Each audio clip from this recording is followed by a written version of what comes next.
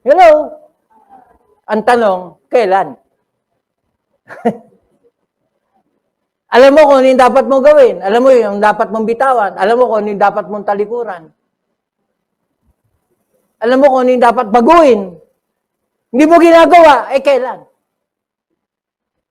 Pwede ba ikulong mo na? Huliin mo. That's the word. Kaya usually yung bago ikulong, pinoposas.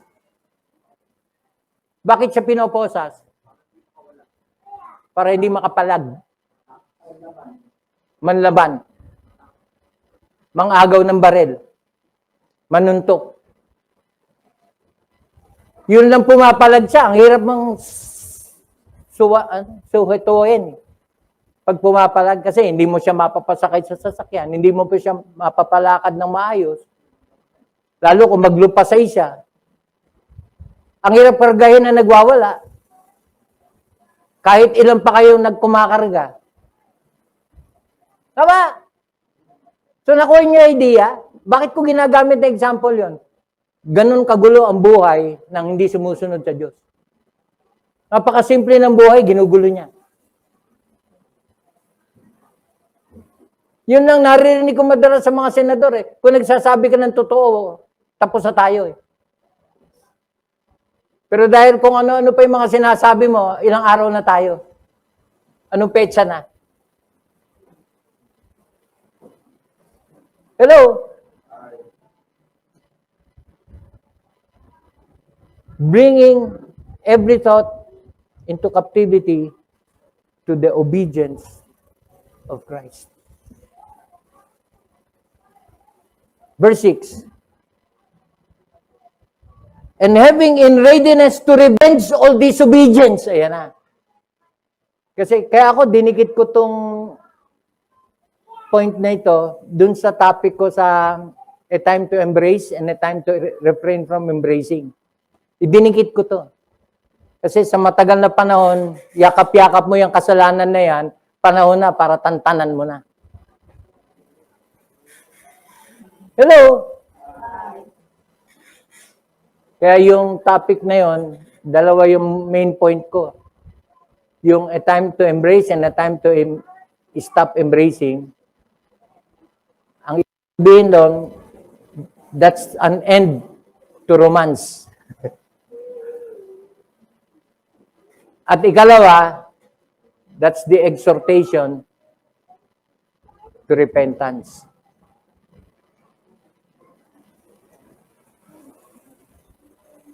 Bitawan mo na. Hebrews chapter 12 verse 1. Lay aside every weight and the sin which that easily beset us.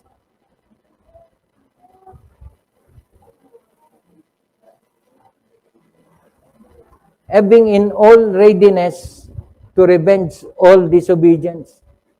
Kailan tayo nakakapaghiganti sa kasalanan? Kailan? Sa ating pagsunod.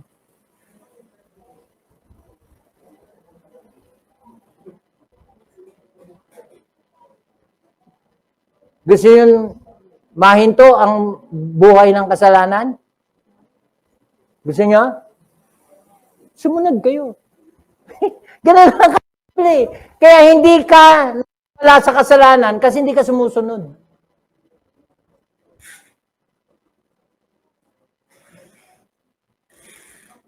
Alam niyo kailan nagsisimula yung pagsunod? Pansinin niyo yung word na readiness. Kailan ka nagiging handa sa pagsunod? Pag nagpasya ka sa sarili mo, susunod na ako. Hindi ka pa sumusunod, nakasunod ka na eh. Bakit? Kasi ready ka na. Hello? Kaya yung iba na nanumbalik, yung iba na nagbago, na nakita natin ang pagbabago sa buhay, may sinimulan yan.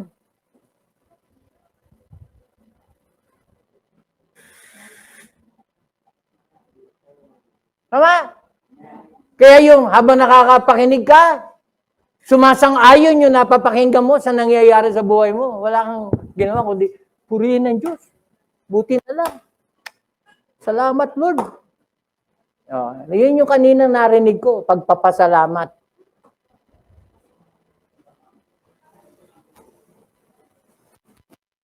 At hindi ka nanghihinayang na nagsimba ka. Ba't ba ako nakapagsimba-simba? Nakarinig na kayo ng ganun dialogue. Nagsimba ako, wala namang ginawa, kundi sermonan ako. Nagsimba na ako, pinagalitan pa ako. Hindi ko naman siya nakausap.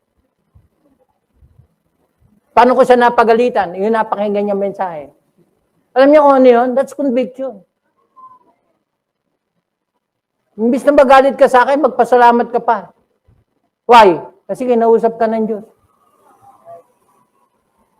Ano mapapala ko kung pagalita kita? Meron ba ako makikita? Eh kung bastusin mo pa ako, di kasalanan ko pa. Tama. May ganun ba? Oo, maraming ganun. Hindi lahat na nakikinig. Tumatalab. In fact, nagbago na lahat, ikaw na lang hindi. Kaninong kasalanan yon? Kasalanan nung katabi mo?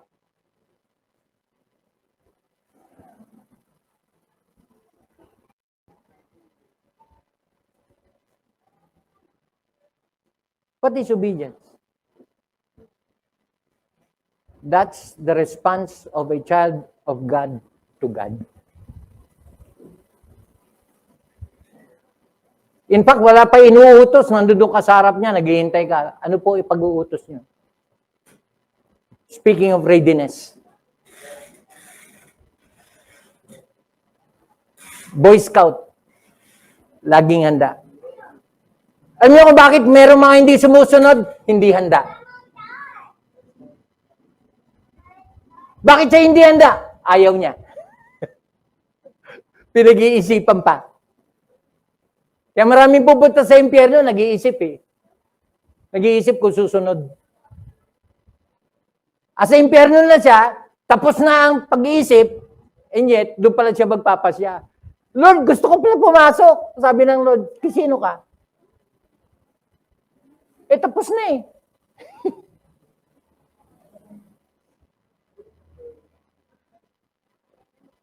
Bakit parang, Pastor, bakit parang ang pagiging ligtas nakasalalay sa pagsunod? Mamaya, papaliwanag yun.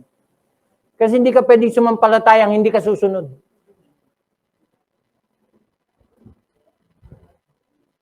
Bagamat hindi ka naligtas sa pagsunod, kaya ka naligtas kasi sumunod ka. Hindi. Sumampalataya ka. At dahil sumampalataya ka, imposibleng hindi ka susunod. Kasi isang patunay na yung pananampalataya mo ay tunay, susunod ka. Hello? Obedience. Sa dami ng mga talata ko, di ko alam kung ano unahin ko. Naalala niyo yung ano ko na hindi mo pwede pagkatiwalaan sarili mo? Naalala niyo yan? Hindi mo pwede pagkatiwalaan. Pastor, kung hindi mo mapagkatiwalaan sarili mo, sino ba pagkakatiwalaan mo? Di Diyos. Yun lang naman ang choice natin bilang Kristiyano eh. Kahit na yung katiwa-tiwala pa na tao, sarili mo, hindi mo mapagkatiwalaan eh. Kaya ang pagtitiwala, hindi nilalagak sa tao. Maliwanag sa Bible yun. Kahit sa hari, huwag mong ilagak ang iyong pagtitiwala. Magtiwala tayo sa Diyos. Sa Diyos lang, sapat na.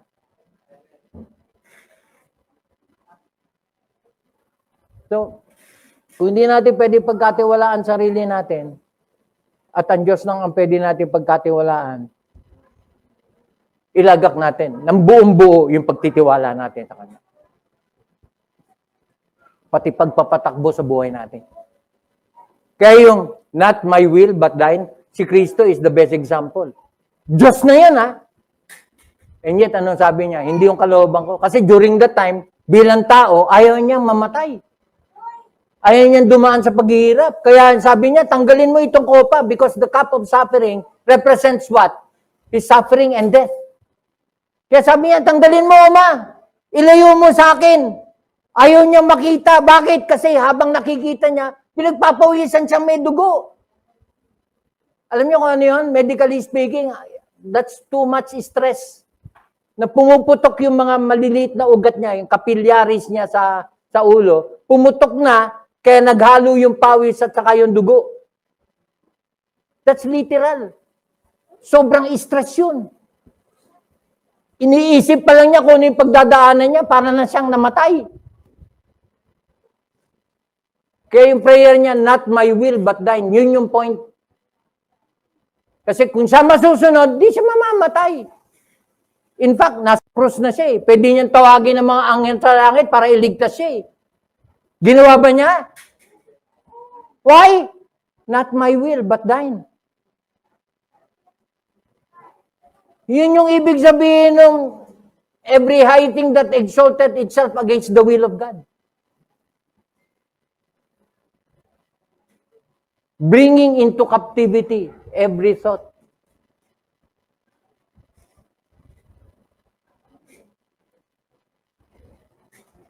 So kung di natin mapagkakatiwalaan sarili natin, kanino tayo magtitiwala? Sa Diyos.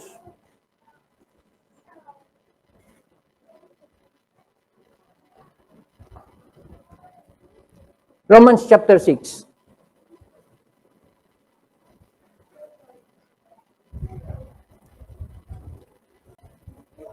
Speaking of obedience, kung nakikinig ka ngayon at sinasabi mong Kristiyano ka, pakitanong lang, sumusunod ba ako?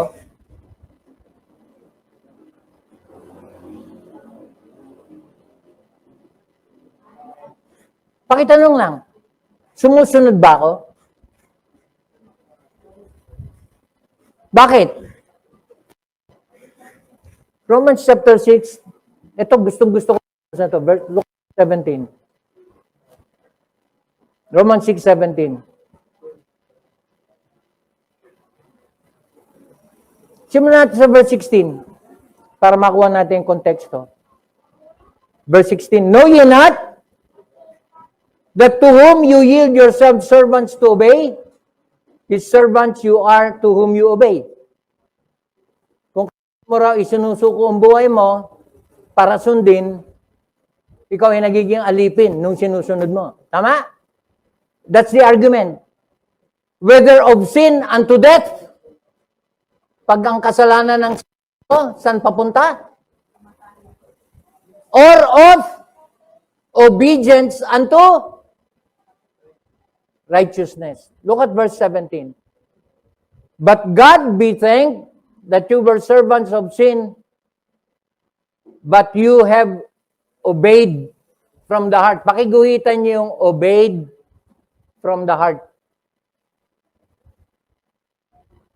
That form of doctrine which was delivered you.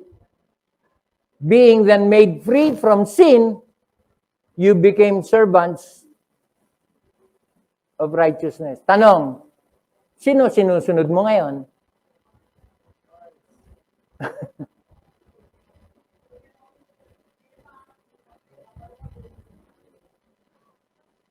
Ulitin ko yung tanong, sino sinusunod mo ngayon? Kasi kung ang Diyos ang sinusunod natin, ano yung nagiging bunga? Katwiran.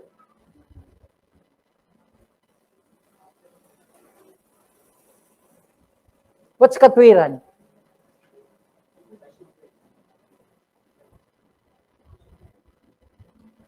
What's katwiran?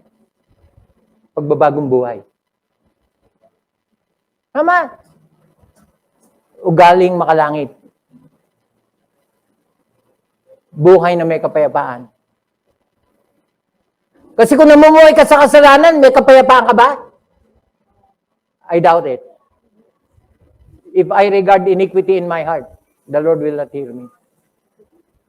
Ni wala kang assurance na papakinggan ka ng Diyos. Bakit? Kasi may ginagawa kang hindi kalugod-lugod sa Kanya. Tama? So you have obeyed from the heart. Kaya posible ba ang isang tao na nagsasabing siya'y Kristiyano, na siya hindi sumusunod sa Diyos? Posible ba? Imposible.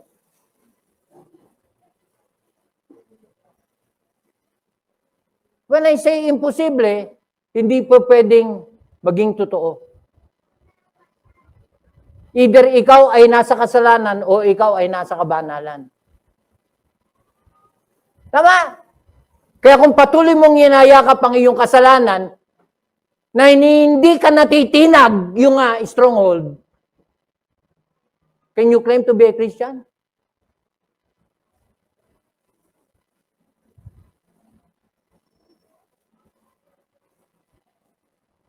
You have obeyed from the heart. Bakit? Ano yung significance, Pastor, ng obedience from the heart? Ibig sabihin niya, kapatid, sumunod ka ng taos sa puso na hindi ka pinilit. Hello? Yung mayaman na gusto sumunod sa Panginoon, Panginoon, susunod ako sa iyo kahit sa kamarating. Sabi ng Lord, pamigay mo yung kayamanan mo, benta mo lahat ng ari-arian mo, pamigay mo sa mga nangangailangan at mahihirap, saka ka sumunod sa akin. Sumunod siya? Siguro pag pinilit, pwede. Sa tingin nyo, mapipilit siya? Pero alam nyo, yung tunay na magiging tagasunod ni Kristo, susunod mula sa puso. Yun yung nangyari sa atin. Kaya maging yung pagsisimba mo, hindi ka pinipilit. Pinilit ka ba? Pagsunod mula sa puso. Alam niyo kung bakit mula sa puso? Sapagkat yun yung bunga ng pananampalatayang mula sa puso. Romans chapter 10, verse 17.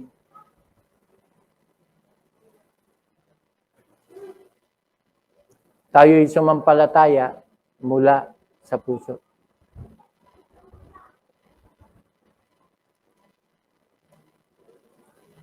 Kaya yung susunod, kasi nasa kanya ang Espiritu ng Diyos. Nasa atin yung kapangyarihan, pag-ibig, at malinaw na pag-iisip. Ano yung katunayan ng malinaw na pag-iisip? Hindi ka na mag-iisip ng iba. Alam mo kung ano yung susundin mo. Kailan nagiging mahirap mag-isip? Pag marami kang pinagpipilian. Tama? Kung Kristiyano nga kapatid, isa lang ang pipiliin mo. Wala nang katapat. Tama? Kasi doon gumugulo buhay pag marami kang pinagpipilian. Kaninong kasalanan yun na pinadami mo yung pinagpipilian mo? In the first place, minsan dalawa na lang yung pagpipilian mo eh. Dalawa na lang. Yung kasalanan mo o yung Diyos. Kung matino pag-iisip mo, dapat alam mo, pipiliin mo. Pero maraming pupunta sa impyerno kasi mali pinili. Tama? Kaya kung ipipilit mo yung pinipili mo ngayon, alam mo na kung saan pupunta.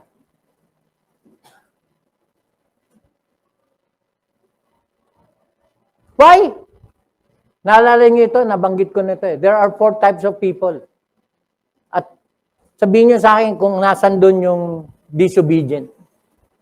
There are 4 types of people.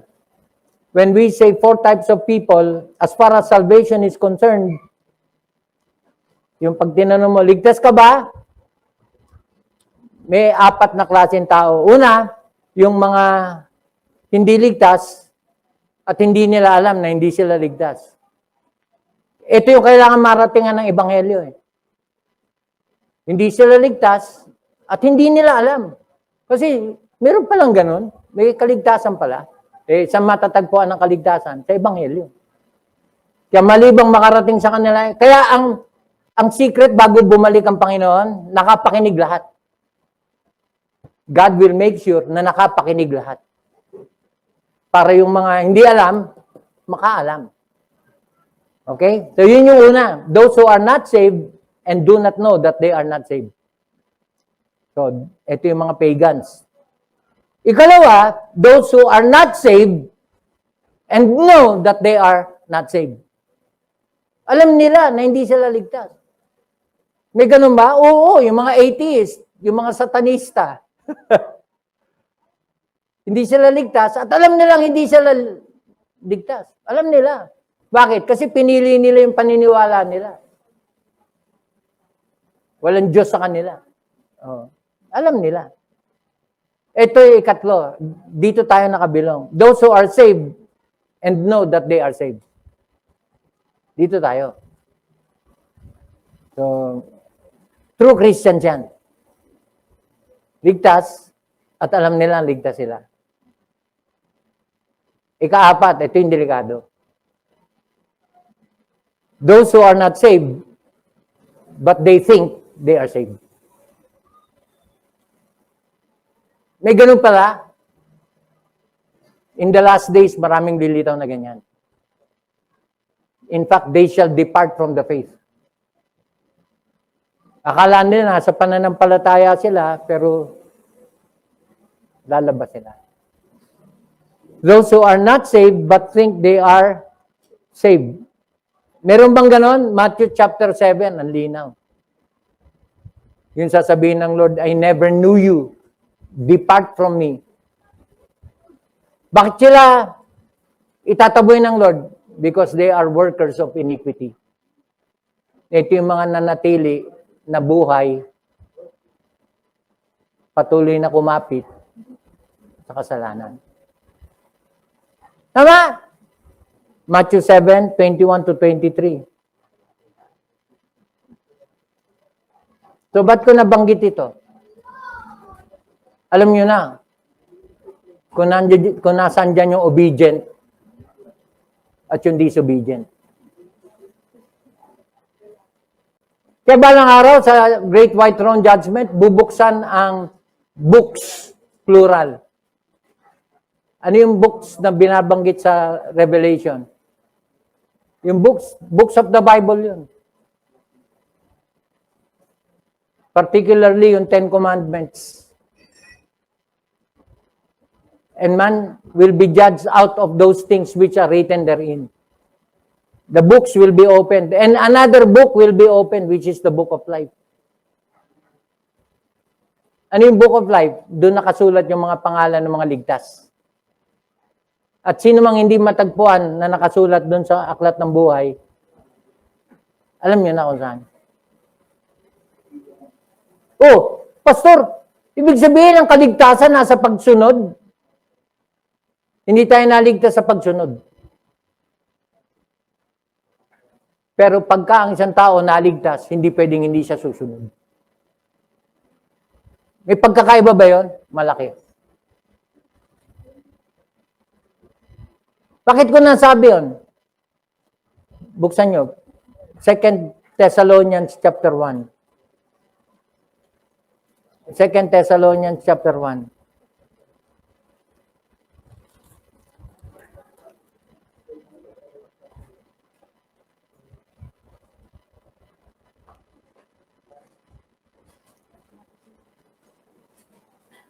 Look at verse 7.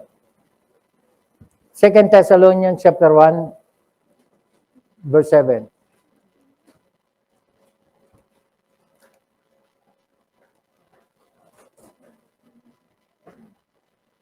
And to you who are troubled, rest with us. Dumadaan tayo sa mga paghihirap.